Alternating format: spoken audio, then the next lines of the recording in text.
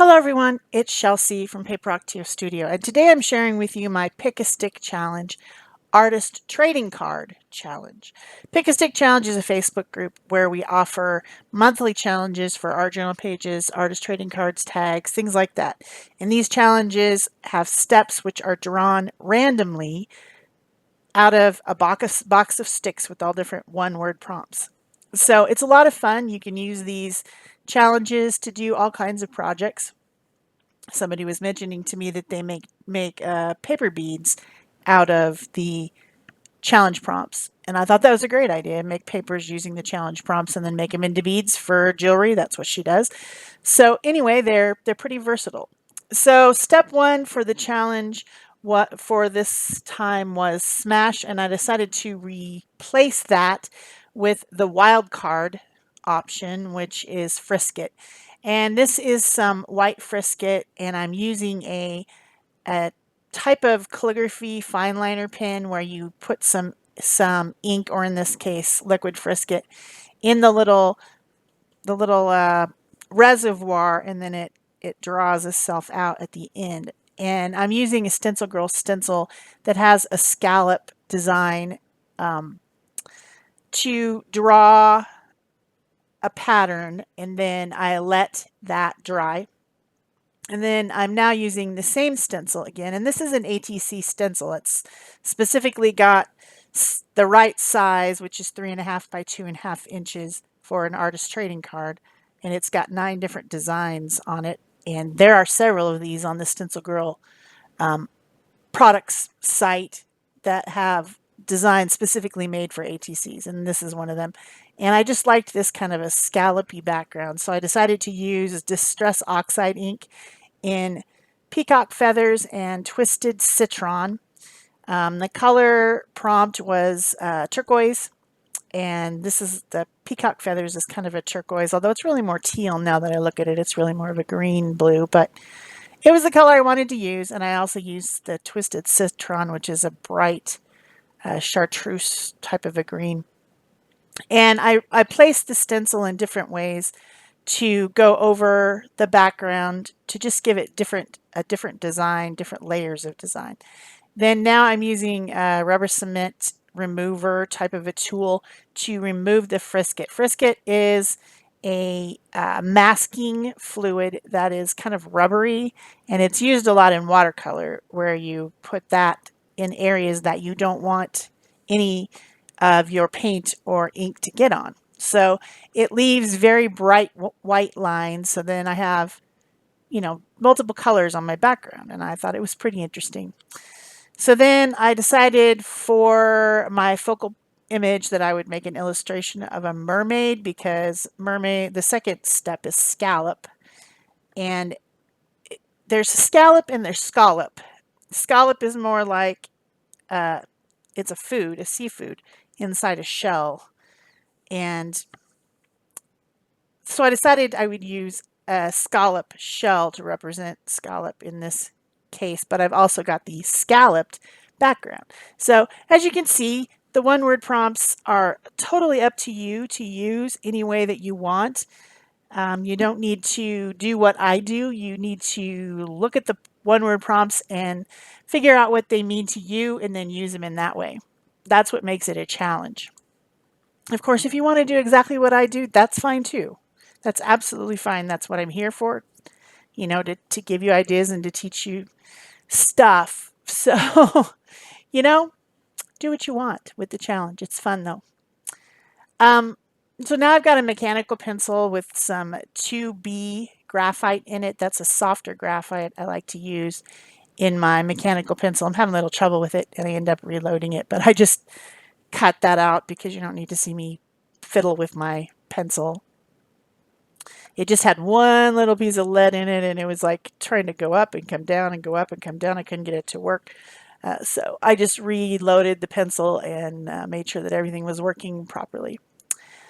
So I'm finishing my drawing. It's, like I said, a mermaid. She's got a scallop shell in her hands.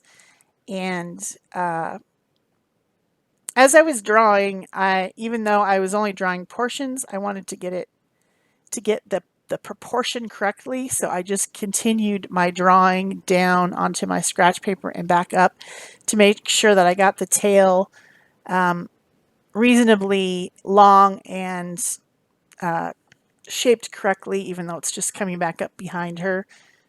I wasn't sure without drawing the rest of it on my scratch paper what it would look like. So something I did. I'm using my Mono Zero pen eraser.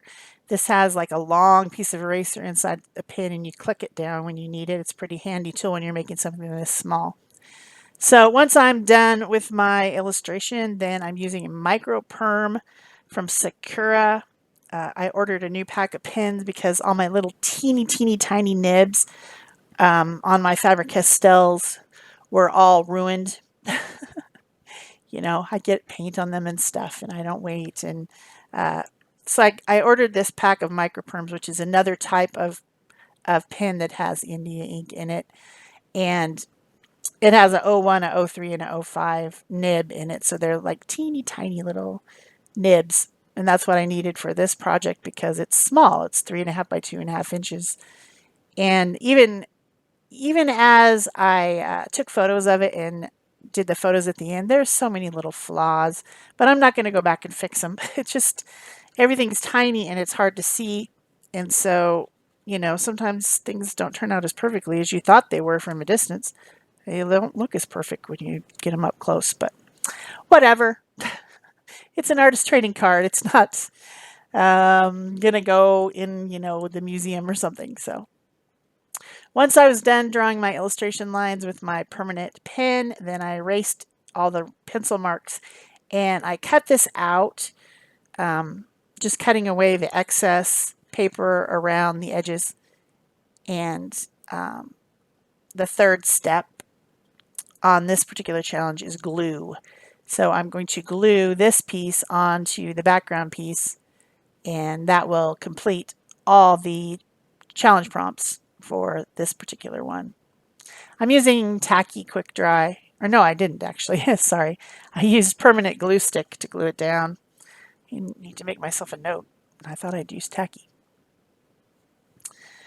So once it's glued down, then I need to add color.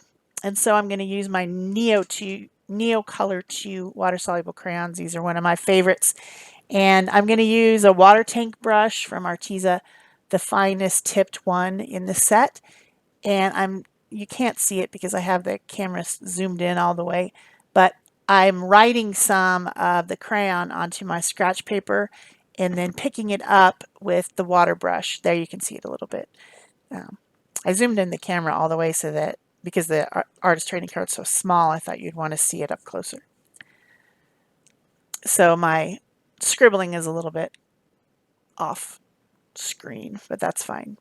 Just picking it up, coloring.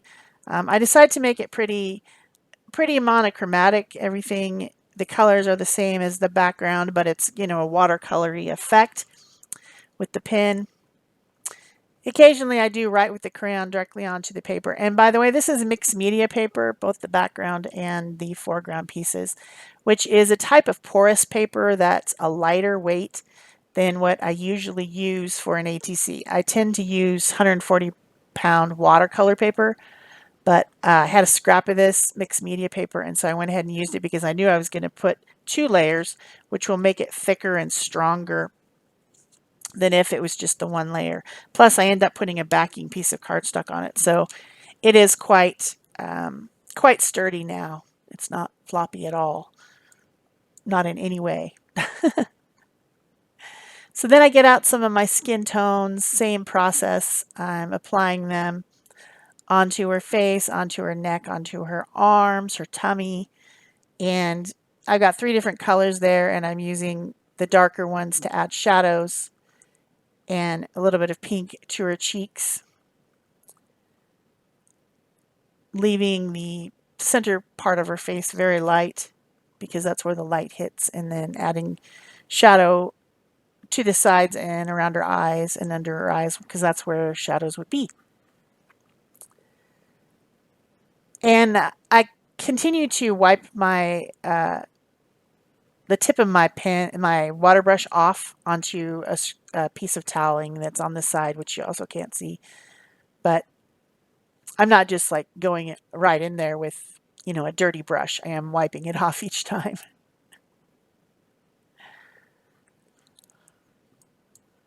I never think about those things that you might be interested in until I'm watching the video. Sorry, yawning. Now everybody's yawning.